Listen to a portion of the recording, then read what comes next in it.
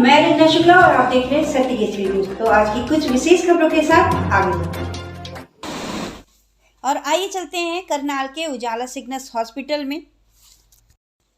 वहां के MD doctor Abid अमीन और वर्किंग एडिटर नेहा चौहान की एक खास मुलाकात पर। नमस्कार, मैं नेहा चौहान सत्य केसरी न्यूज में आपका हार्दिक स्वागत करती हूँ। तो आज हम आए हैं हॉस्पिटल सिग्नस में, जो कि हमारे न्यू एमडी डॉक्टर भट्ट। आइए आज हम उनसे कुछ बातें करते हैं और जानते हैं कि एक डॉक्टर से और एक एमडी तक का सफर कैसा रहा।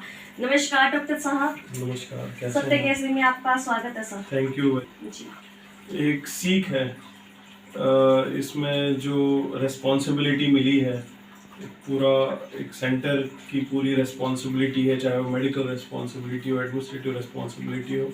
ये एक बहुत बड़ी सीख है, एक लर्निंग प्रोसेस है मेरे लिए। मैं कोशिश हमेशा करता रहता हूँ कि मेरा जो आज है वो कल से बेटर हो, in terms of my ability, my contribution, in terms कि मैं अपने हॉस्पिटल को और बेटर पोजीशन पे ले जाऊँ। और हमेशा ये कोशिश करता हूँ कि कल जिस पोजीशन पे मेरा हॉस्पिटल था, आज उससे बेटर ही रहे। जी सर। और सर हम आपसे कुछ ऐसी बातें पूछना चाहेंगे, जैसे कि ज़्यादातर हमने देखा है कि कई एक्सीडेंट हो जाते हैं, रोड पे हो जाते हैं, तो वे तुरंत जब बच्चे यानी किसी पेरेंट्स को हफरा तफरी हो जाती है, वे तुरंत ये नहीं देखते कि भाई यहाँ पे, और जो सीधा पीजीआई में भागे जाते हैं और पीजीआई में तत्काल में लेकर जाते हैं, तो वहाँ के डॉक्टर हड़बड़ा जाते हैं। वे ना आओ देखते ना ताव देखते, वो ऐसे हाथ लगा के कहते हैं कि आप चंडीगढ़ ले जाओ, चंडीगढ़ ले जाओ। ऐसा कुछ बताइए सर कि चंडीगढ़ ना जाके हमारे सिग्नस में ही वे सारी सुविधाएं उपलब्ध हैं। देखिए, सिग्नस ने पिछले 10 साल से, जब से सिग्नस यहाँ पे है, एक चीज़ की परिभाषा बदली है इस करनाल शहर में, वो है क्रिटिकल केयर। पहले क्या होता था 10 साल पहले कि जो भी पेशेंट क्रिटिकल होता था उसको रेफ़र किया जाता था, करनाल में मैनेज नहीं होती थी। फिर 10 साल पहले जब सिग्नस स्टार्ट हुआ, यहाँ जो क्रिटिकल केयर स्टार्ट किया, डॉक्टर सोफी ने स्टार्ट किया, डॉक्टर रुपेश थे उस टाइम पे, उन्होंने इस पे मेहनत करी और हमने हमेशा कोशिश किया कि उस मेहनत को हम आगे ले जाएं।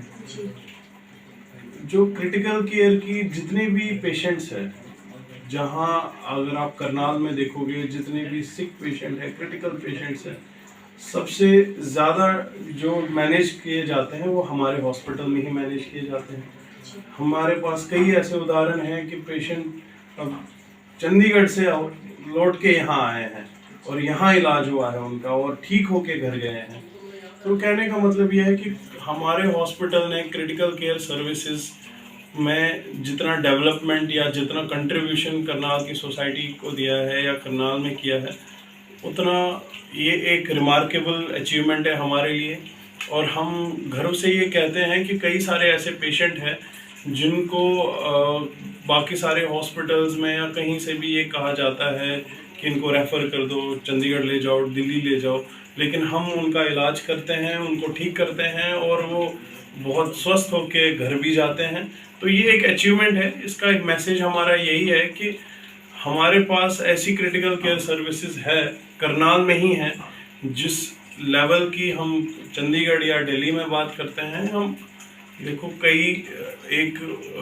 किसी न किसी हद तक हम भी कोशिश करते हैं कि उस लेवल का क्रिटिकल केयर का सपोर्ट हम यहीं पे प्रोवाइड करें। और सर जैसे कि हम आपको बताते कि जो पहले का खाना पीना था और आज का खाना पीना है, उसको लेकर भी हर घर में जाके देखो आप, बीमारियां आज बहुत ज़्यादा हैं। तो आप ये बताइए कि जो बीमारी का है, मैन रोग क्या है और व्यायाम कितना जरूरी है, और खाने पीने के बारे में आप क्या बताएंगे सर? देखिए, पहले ज़माने और आज के ज़माने में बहुत फ़र्क है जी।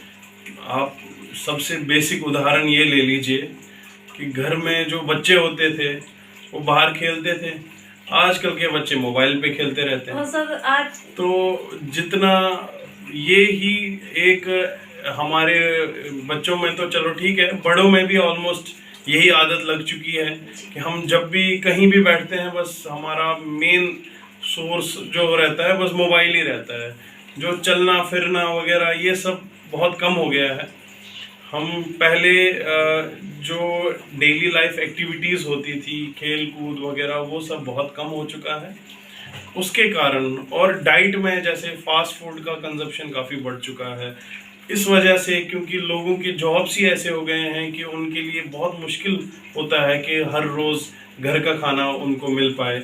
और कुछ ये भी रीज़न है कि हमारा जो नया एक लाइफस्टाइल आ रहा है, हम ऐसे खाने पसंद करते हैं, ऐसे फूड्स पसंद करते हैं जो हमारे सेहत में लॉन्ग टर्म में काफ़ी इम्पैक्ट डालते हैं।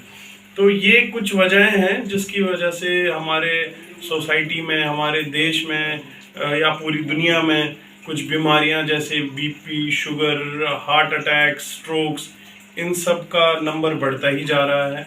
उसके अलावा कुछ ऐसी बीमारियां भी दुनिया में ऐसी इंट्रोड्यूस हुई, जैसे कोविड आया जो पहले नहीं होता था किसी अलग फॉर्म में होता था, एक अलग टॉपिक है। तो काफ़ी उससे इफेक्ट हुए लोग।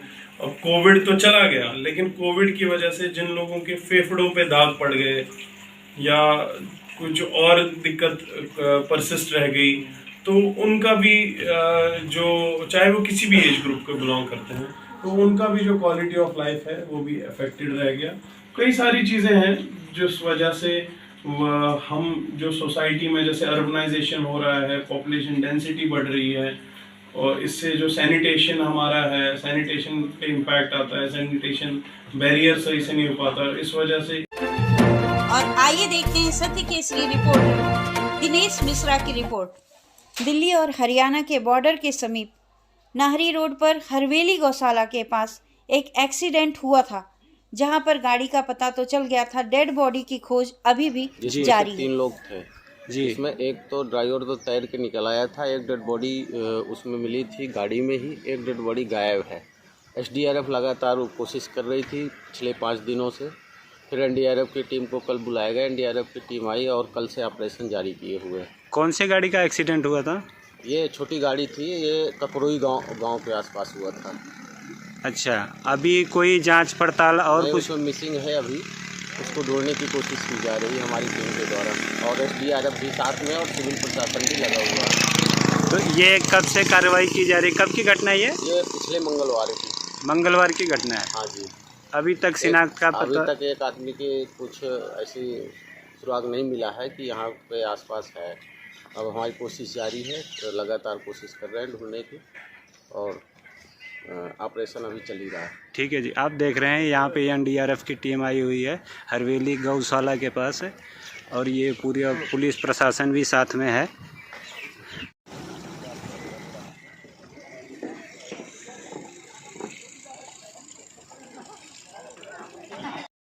और आज के लिए बस इतना ही। बने रहें सत्य केसरी खबरों के साथ। नमस्कार।